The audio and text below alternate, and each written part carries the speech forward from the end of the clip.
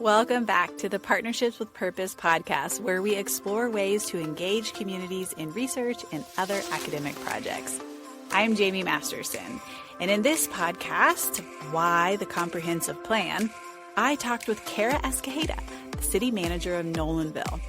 So back in 2014, this small community worked with Texas Target Communities and 4 graduate planning classes to develop a comprehensive plan, which is basically the city's master plan, which documents the community's vision and actions to improve things like economic development, housing, community facilities, infrastructure, and other land use decisions.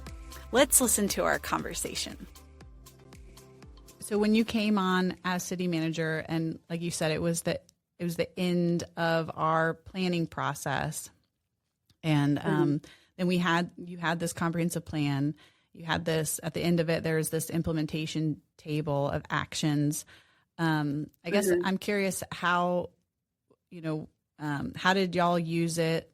Was it what was the benefits of that? Okay. Yeah, that's easy because I feel like that's where the magic happened, because those objectives were arranged and organized in a way that was very familiar to me. It was almost like military in a way, where it was just like tasks, right. Objective and task. So I was very familiar with that kind of concept. And so thankfully there was enough detail in there to clue me in to where I needed to look for grants and for what areas that they would benefit the city most. And so that was huge. The other thing that turned out to be huge, and we oftentimes we work with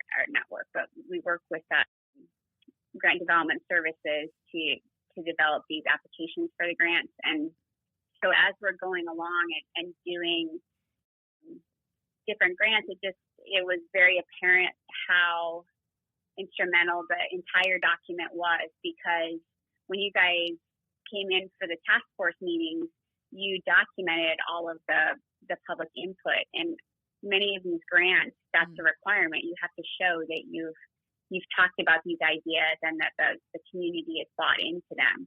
And so at the front of that comprehensive plan, I had, okay, we met at these dates. This is who was here. This is what they said. And so like a CDBG application, you have to publish something in the newspaper that says, we're having public meetings on this topic at these dates, and you have to have that proof in order to submit for an application. The same holds true for a Texas Parks and Wildlife application, although they changed their rules this year a little bit, but I bet that the same premise holds, is that they're going to look for what's considered a park master plan. And that can very simply be the chapter that you guys provided in our comprehensive plan, which outlines the community's top 10 needs, So that comprehensive plan has provided a wealth of amenities that the city now enjoys, and we're just really thankful for it. So it sounds like, from what you're saying, the documentation of the participation. So first of all, the community participation was key, then documenting that community participation, and then making it action oriented. So that way you could go after grants and, and move toward implementing and putting into place many of these ideas that community members had. Yeah, so, and that's exactly it. And while I'm talking about that, I think this is very important, is when you're doing a trail project or a road project, they want to see that it's reflected in a long-standing plan, not just something that you just streamed up and submitted an application for. Right. So having a segment of road, that's called this is a future safe routes to school in your plan, or this is a trail system that's going to link to a larger regional trail. That's huge. They want to see that, and they want to see that it's in a document and not just something that you're saying is what it is. Yeah. Does that make sense? Yeah. Yeah. How much, how much have y'all received in grants since then? Yeah. I don't even know where we're at now, but I think it's like, and it might not sound large to a different community, but considering when I first got here, the annual budget was under $1 million.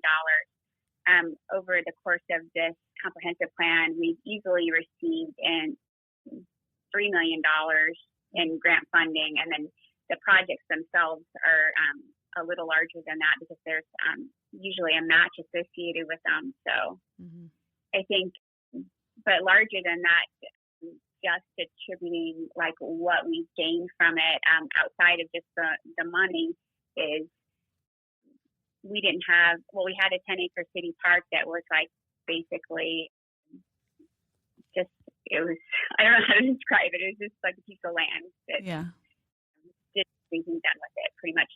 And through a sequence of grant funding, we now have a multi-use center that the Boys and Girls Club operates a free after-school program. We have a splash pad and renovated playground, multi-use sports field that has a track around it and exercise stations for it's geared towards like 50 and older. So, and then there's a dog park in the corner and a community garden, and that was all possible because we had a plan. Yeah. And none of that, I mean, I remember when we first went down, was it Mesquite Street? And it just felt like a dead end, and there was not, I think there was some old equipment from, you could tell like the 50s or something like that. Teeter totters, which were endearing, but like very unsafe. Yeah. And I remember the police chief saying that it was also, because it was kind of a dead end, a place for, crime and other kind of stuff going on. But yeah. And so, and also there was, as you mentioned, it's a dead end for like an area town that was historically zoned like as a mobile home park. And so they had only one way in and one way out of their community. And so the plan also identified a way to like connect it to an adjacent neighborhood so that both of them had, alternate routes of egress. Right. And that area, I think you also repaved roads and dealt with drainage in that mobile home park. I think we're still dealing with that because that's a multi-million-dollar project, but we're just chipping away with it. It's still, again, like this year, we helped the water department, who's like a politically separate subdivision. We submitted an application to the CDBG on their behalf so that we can start upgrading the last part of their wastewater, and then we'll move on to the drinking water. And then again, incrementally, we've just been replacing the side streets, and currently we're working on our complete street project through a TxDOT livability grant that will put bike lanes and sidewalks leading all the way up to the park. So it'll benefit not just that former mobile home community, but the whole neighborhood because they'll be able to access it by walking or biking. Yeah. That was really a great summary of the impact a comprehensive plan can have on a community, especially a small community like Nolanville. And they really built that momentum to do more projects in the community. And we're going to hear more from Kara about that in our next episode. Would you like to support small low-capacity communities like Nolanville? Consider donating to our Good Neighbor Fund. And if you'd like to learn more about our program, follow us on Instagram at TAMUTXTC.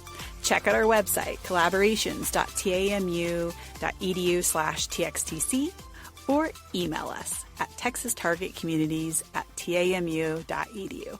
See you next time.